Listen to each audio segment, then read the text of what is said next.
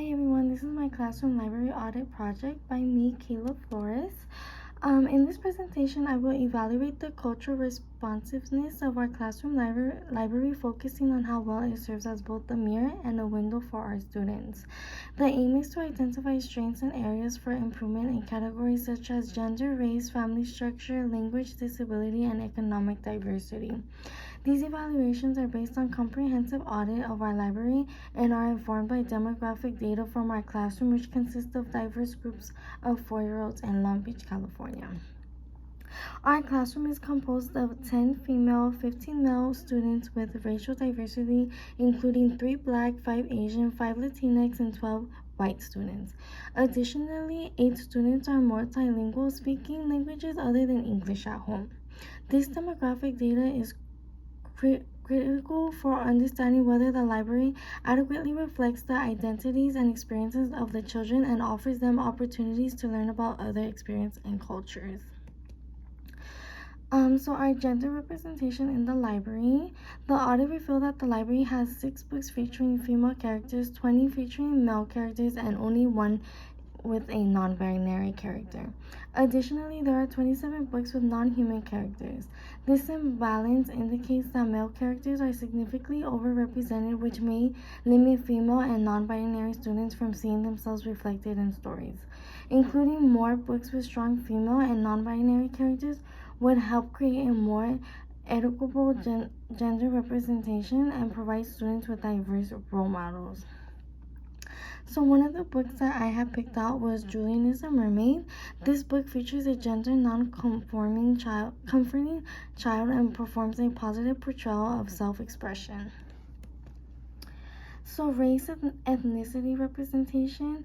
In terms of race and ethnicity, the library includes 3 books with Black characters, 0 with Asian characters, and 2 with Latinx characters, and 10 with white characters.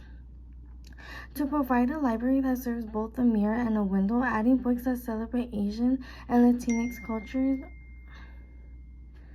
To provide a library that serves both as a mirror and a window, adding books that celebrate Asian and Latinx cultures and experiences will be crucial. It is important for children to see both their own and other identities as stories in the books they read. And one of the books that I chose was Eyes That Kiss the Corners by Joanna Ho.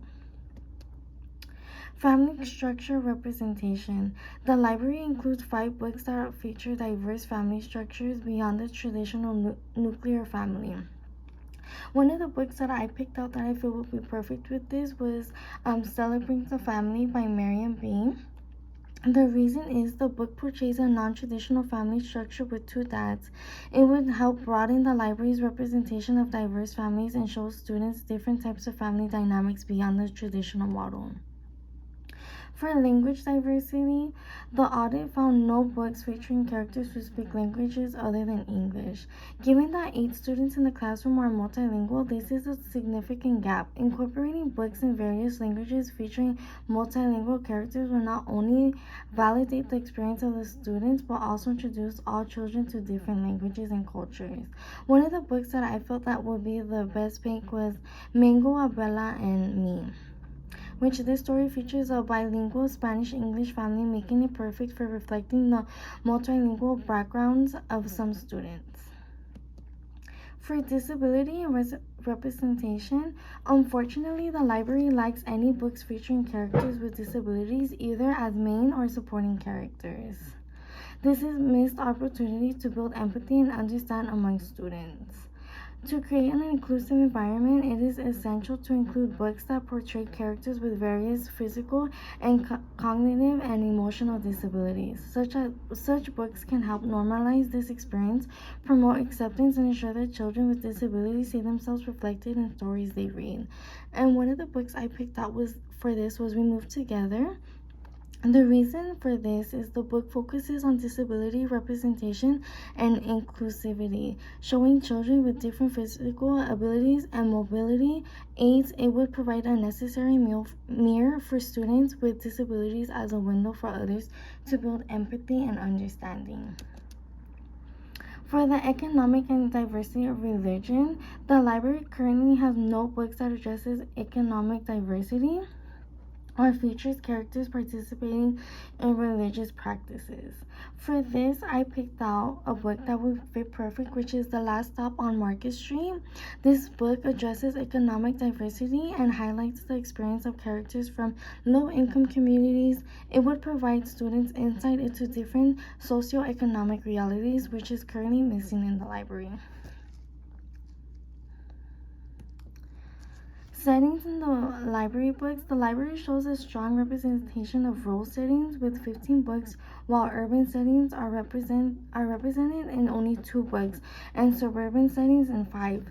Since many of our students live in urban environments, it is important to add more books set in cities to create relatable experiences.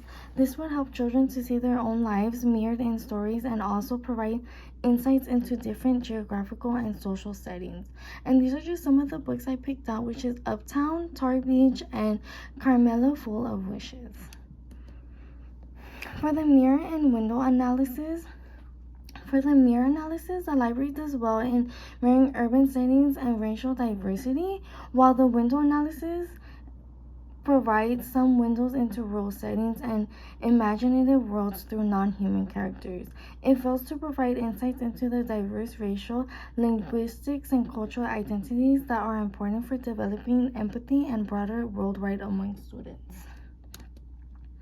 Recommendations for improvements. To enhance the library's cultural responsiveness, I recommend adding books that feature Asian and Latinx characters, as well as books that depict multilingual experiences. Incorporating books with characters who have disabilities and those that address economic diversity or include religious practices will also be important steps. Partnering with local libraries and community groups could be the valuable strategy for sourcing these books.